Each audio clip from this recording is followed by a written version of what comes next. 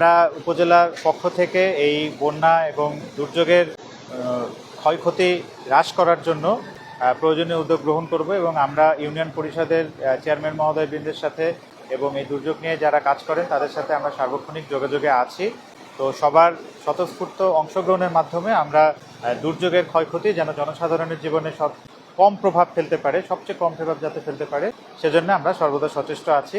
তো আমরা আজকে এখানে যেটা দেখতে পাচ্ছি যে তিস্তার পানি যেহেতু 10 সেন্টিমিটার উপর দিয়ে প্রবাহিত হচ্ছে, মানে এখানে বেশ জোরালো একটা পানির প্রবাহ আমরা দেখতে পাচ্ছি, উজান থেকে ভাটির দিকে যাচ্ছে।